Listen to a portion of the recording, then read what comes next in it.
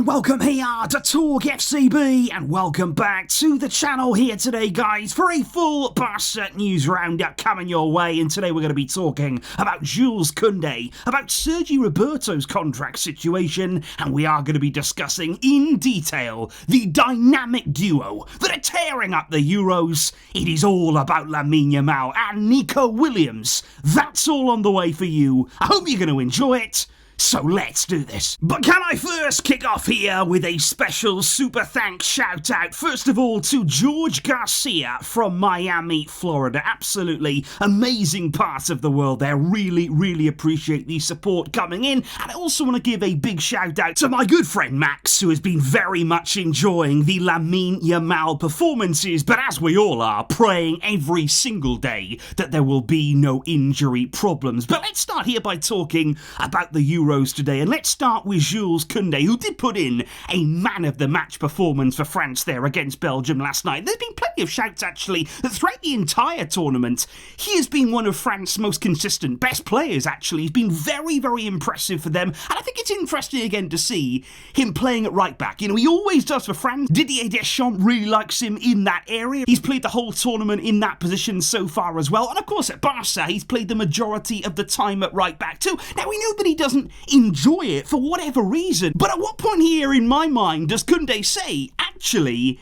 it is my best position? Because I do play very good football on the right-hand side. There are so many things there that suit my game. I must enjoy playing here more, because he did play so well last night. And I think it's interesting, actually, when we're thinking now about how Hansi Flick is going to use him. What kind of role is Kounde going to have in Flick's team, in Flick's system? Where exactly can he fit best? Because when you look at him last night, yes, he was playing as a right-back for France, but look how advanced his position is. In terms of average positions across the whole game there, Kounde is actually more advanced than Theo Hernandez, and he is an incredibly attack-minded fullback. And as you can see there, he was nearly more advanced than Antoine Griezmann, who was tucking in there, actually moving inside. Kounde then was dominating that right flank. There was no Dembele for France yesterday, and they didn't miss him, because Kounde going forward was absolutely wonderful there, doing all of his best work in the final third, causing a threat to Belgium, and also, as a byproduct of that there, he was up against Doku on Belgium's left side, but he kept him contained because there was so much of a threat going the other way that he was able to nullify the threat in that way. And I think it's going to be interesting to see Kounde under Flick. First of all, if he plays at right back, and if he does, could it be a different kind of role? Because remember that under Xavi, whenever Kounde was to play at right back, he was always the defensive-minded one there. He was the one that was sort of told to hang back, hold your position at right back, don't advance too far, because quite often, of course, Kounde joined up with the other centre-backs. It was almost like a back three at times, with the left side really pushing forward with Cancelo and such. But I think actually, if you give Kounde the licence to go forward, to be a bit more expressive, to take a few more risks, you can see last night, 5 key passes for France. He is an excellent crosser of the ball. He can deliver a very good final ball, and he has quality going forward. And if we are to use him at right back, allowing him that bit more freedom, Flick, of course, is very attack-minded. His defensive line is going to be high, and that could give Kounde, and the positioning there, several more interesting options. Speaking, though, about that right back area, well, let's talk about Sergi Roberto, because the big question right now on everybody's mind is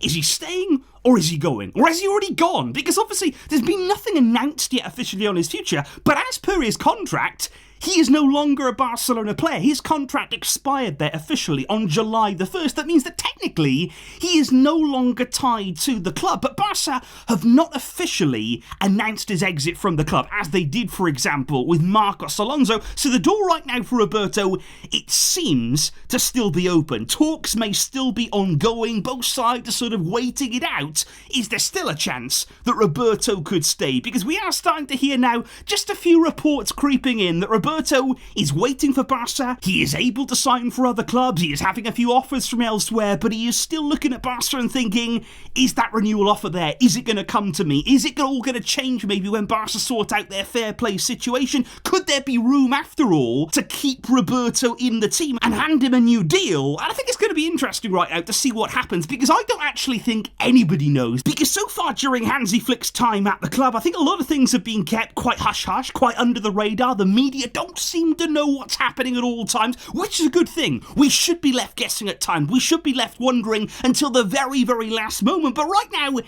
is open. It certainly doesn't seem as though Roberto is gone, because otherwise the club would have definitely announced it ahead of that contract expiration. But he's not definitely here to stay either, because we still don't have that confirmed. Then though, we simply must talk, and we must speak in detail about the magic that we are seeing at the Euros here from two very, very special attacking players. Lamine Yamal and Nico Williams have been at the heart of this very exciting Spanish team at the European Championships. It was there a 4-1 victory over Georgia, setting up a mouth-watering quarter-final there, coming on Friday up against Germany. But I think there's actually several things there. Looking at that performance against Georgia, looking at Nico, looking at Yamal so far, there's several things that we can take away when looking at both players. Because first of all, I love the goal from Nico Williams. That was an absolutely emphatic goal there. When he's got space to run into, you know you're in trouble. All of that pace there, Georgia were never ever going to catch him. But I love the calmness as well to take on the last man, the close control there, to then be one-on-one with the goalkeeper and to absolutely smash home the finish. There was never a single doubt in Nico Williams' mind. He has played this tournament with absolutely phenomenal confidence, and he deserves to do that because he's the only player on record in European Championships history to score a goal, to make an assist,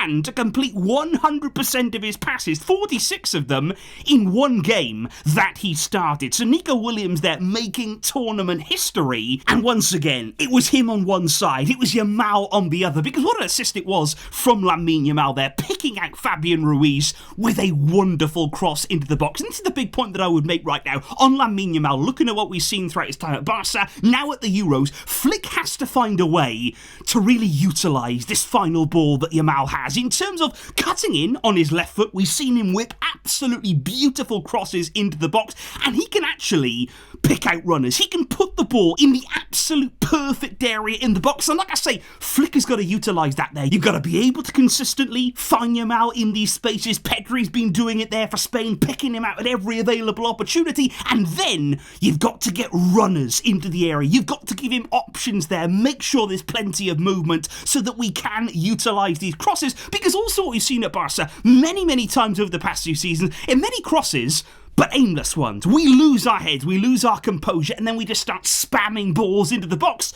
You don't need to do that. We have got players in this Barcelona team with incredible technical ability, with a real ability to pick out and really select the perfect pass. We must use them, and we must find ways there of getting players into the area to be on the receiving end of them. And there was another incredible stat as well that has come out here about Yamal and Nico. They have actually completed there more take-ons than 11 entire countries at the Euros there. Two of those players combined alone have completed more take-ons than 11 whole countries at the Championships. Absolutely incredible. And Lamine Yamal, by the way, is the only player to complete 10 take-ons and create 10 plus chances as well. And Nico is right there behind him too. These two on either side, they're an absolute joy to watch. And that is why I love the celebration too, though, guys. I know many of you did as well. They're seeing Yamal, seeing Nico dancing together. I think it was quite reminiscent of Neymar at Santos, that classic trademark celebration that he actually produced. And it was that kind of excitement, wasn't it, when we knew that Neymar was coming to Barca, when we were watching him and looking at what he was doing, looking at his performances and thinking, wow, could we add that to our team? I think that's what you get from Nico. I think that is what you get here from Yamal and Nico combined. You get that fun factor. You actually enjoy watching these guys. They're exciting players to have in your team. And that's what Barca has always been about there. Having players, particularly in wide areas, who play without any fear. They're not scared to make a mistake. They're not scared to fail, but they will try things. They will attempt things. They will look to hurt opponents. And their connection is really good. On the field, off the field there, they have a real, genuine connection.